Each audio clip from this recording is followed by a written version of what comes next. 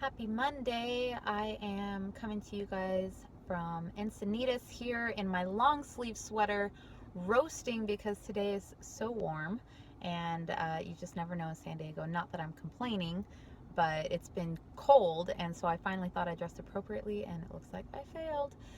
Anyways, I wanted to share a really quick question for you guys that may be helpful for you to ask yourself once or maybe every morning getting up in regards to your freedom.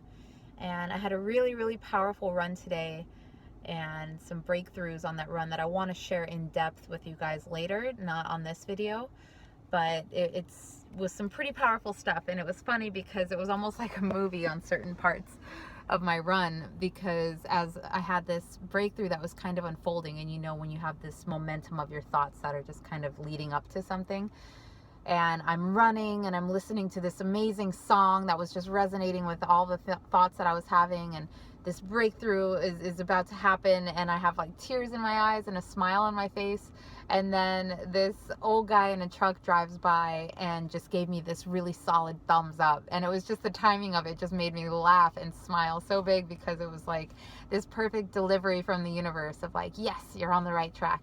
And it felt like a movie scene. It was really funny. I was laughing to myself as I was running.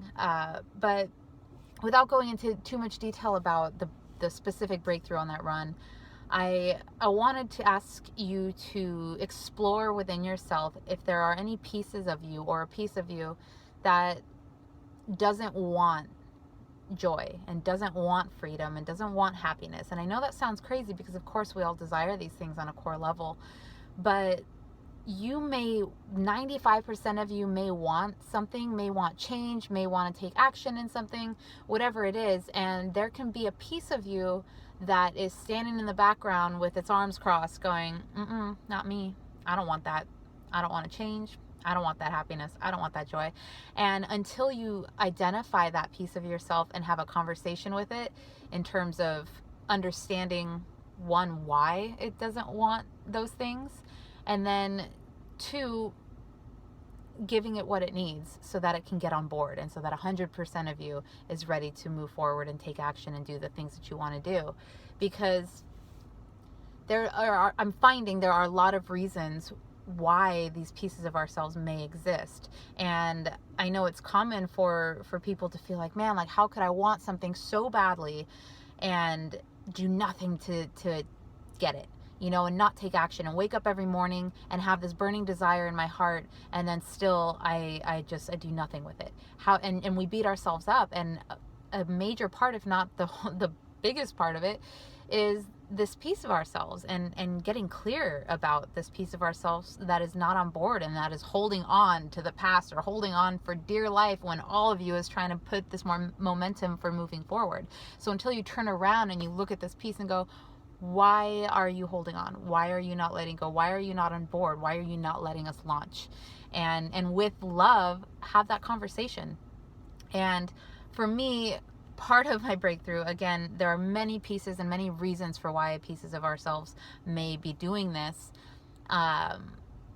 So it's good to get clear and specific exactly why. For me, in this particular situation, I realized that a piece of me has been creating meaning around feeling joy, creating a negative meaning, creating meaning around stepping into this lifestyle that I'm so passionate about, creating a painful meaning.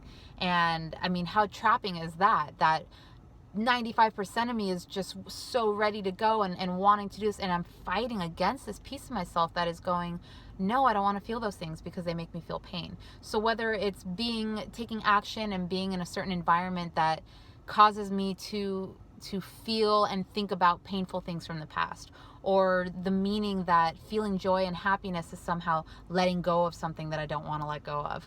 And so you can see how that can really begin to hold you back and hold me back in many areas of my life. And my question for you to ask yourself, because again, I don't want to dive into the whole thing, that would just skimming the surface there. But to ask yourself in the morning every day, how can I be free today? How can I be more free today? And to carry that with you and be with that in the morning.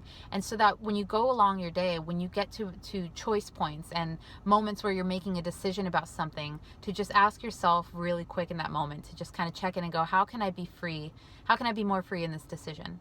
How can I be free in this response to this person?